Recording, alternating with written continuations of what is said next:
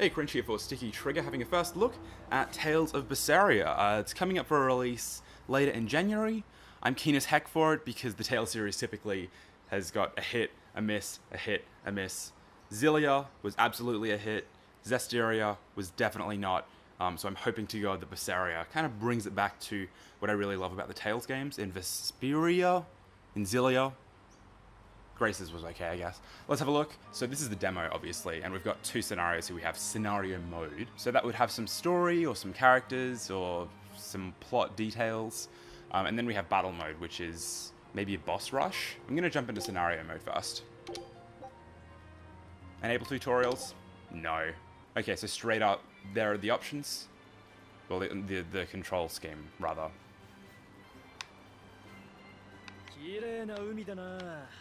Okay, so we're not able to go back into this area. It looks... Well, that is a comically low-res rock wall. But at a distance, it looks good. To be honest, like, everything's running silky smooth. I've maxed the game out on a GTX 1060 and an i7. So I doubt that it's really pushing the hardware that much, but it is running super smooth, and it looks really nice, actually. Like, pretty... I think clean would probably be the best way to put it. Okay, so this is...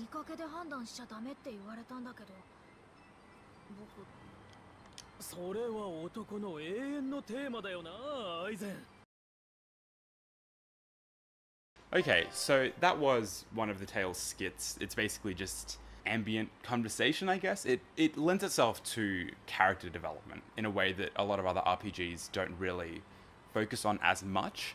It was fantastic in Vesperia, pretty decent in Xillia. In Zestiria, they were few and far between, so the characters didn't feel as fleshed out. The characters themselves I didn't like as much either, but that's like a completely different issue. Here we've got the menu, items, arts, so we've got quite a few things. We've got consumables, apple gel, peach gel. This is pretty standard. Weapons, accessories. I'm sure if we go into equipment, we'll get a better idea. So we've got the weapon, a belt, armor, rings, and shoes. I'm not seeing any visual customization, probably because it's a demo. Tales generally, you're able to play with a lot of costumes, even if some of them tend to be DLC. Arts. So this looks like more of what Tales of... Oh, hang on. Whoa! This is a bit of a weird one.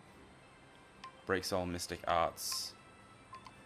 So it seems like a pretty involved combo set that we've got through battle. I think I'll just kind of jump in, see what happens. Because we have an enemy right here.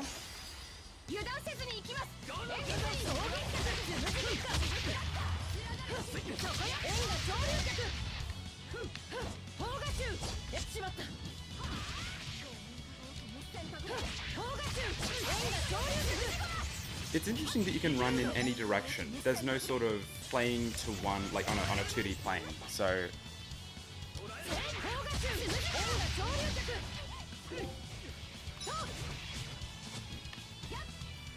okay, so blocking is with LB.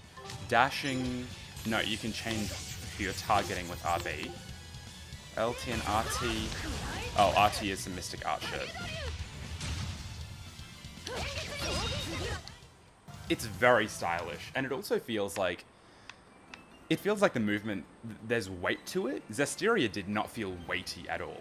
Vesperia did, Xillia kinda did, and Grace's didn't. It's good to see that they've kind of returned to something that makes it feel more involved. So fortunately, even though you're not on that 2D plane with an enemy, more or less, the game does a really good job of targeting for you. Oh, you can swap to different characters on the fly. That's not new for the series, but it's good that it's kind of got a representation there on screen pretty easily. Like, it's easy to understand how it works. You just hit down on the D-pad and you swap to a different character. It looks like there isn't a link system, kind of like what Zestiria and Xillia had. This is a very, like, early first look, so I'm not going to delve into, like, the heavy details.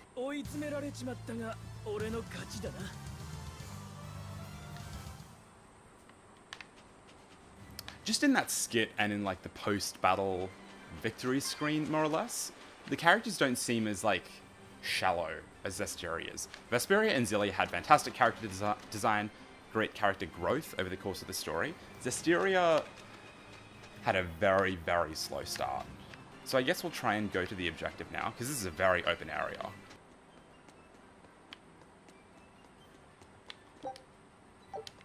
So there are items kind of lurking around. It encourages a lot of exploration.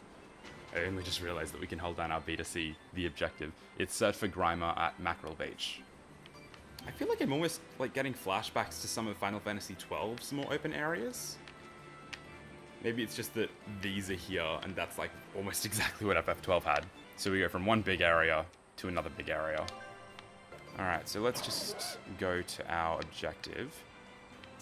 Oh, we're getting a lot of enemies just like appear in front of us.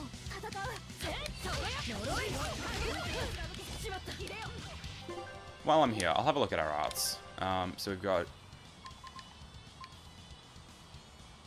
Tearing Thorn, Avalanche Fang, Soaring Dragon, Rising Moon. So they all have super weeby names. What have I used the least? I tend to just hammer B because B is usually the attack button in Tales games. What?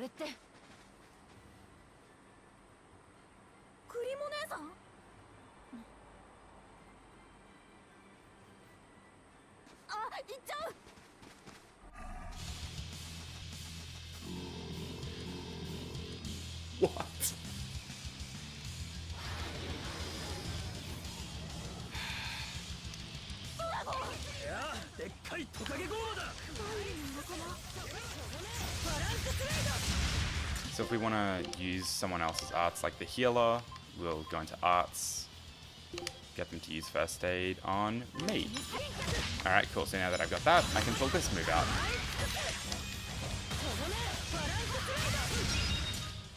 Dunskies. And that's the end of the demo. Sick one. Go to the Steam store.